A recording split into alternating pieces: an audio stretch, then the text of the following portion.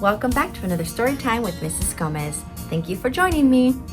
The month of November we celebrate Native American Heritage Month. And so in honor of that, I will be sharing stories this month focusing on the Native American heritage. So for today, I have a story for you that's called The Forever Sky. And it's written by Thomas Peacock and illustrated by Annette S. Lee. I hope that you enjoy the story as much as I did. The Forever Sky. One fall night, two brothers were lying in a meadow, watching the stars. Nuko's spirit is there in the stars, began Negani, the older boy. Uncle has told me. The past year, an illness had come to the village. It claimed several lives, including their grandmother, Nuko. Uncle said when Nuko's spirit left this world, it went there. He pointed towards the sky. I miss Nuko. I love her as big as the whole sky, said Negani. Yes, the whole sky, said Benashe, the younger boy. After Nuko's passing, Uncle began taking Negani to the meadow in the evenings. He had noticed how much the boy missed his grandmother. I will tell you stories so you know where she has gone, Uncle began. Maybe you will feel less sad even though you will still miss her. The sky and stars all have stories, he said. This is how Negani came to know about the sky. When you are older, Uncle will bring you here and teach you as well. We need to know the stories, said Negani to his brother. Why? Asked Benashe. So when we are uncles, we can teach them to our nieces and nephews. So they will teach their nieces and nephews. And that way, the stories will go on forever. The boys lay quietly for a long time, looking up at the sky full of stars. Then Negani spoke. The stars are too many to count, and the sky is so big it goes on forever. That is why we call it Gazige Gizik, the forever sky.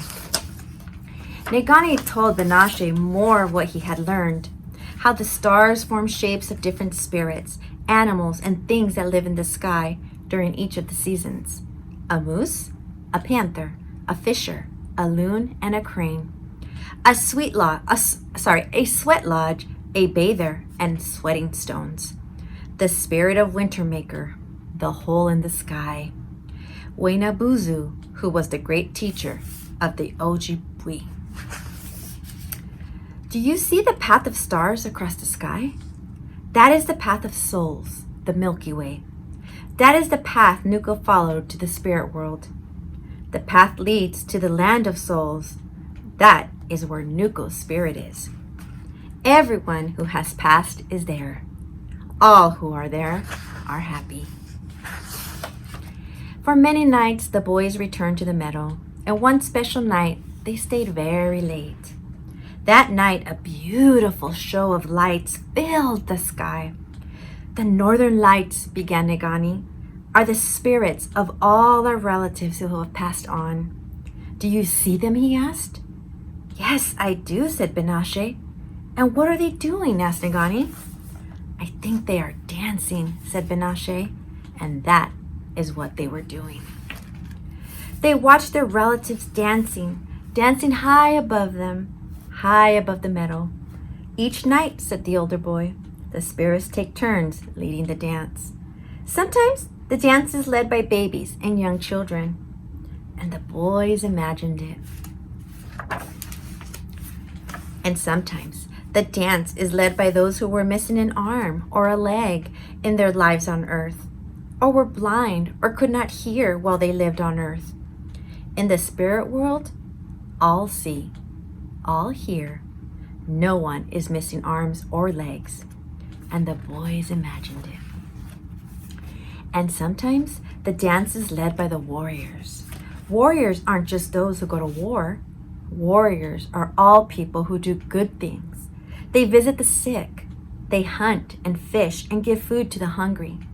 They become mothers and fathers to children who are without parents. And the boys imagined it. Many nights they returned to watch their relatives dance.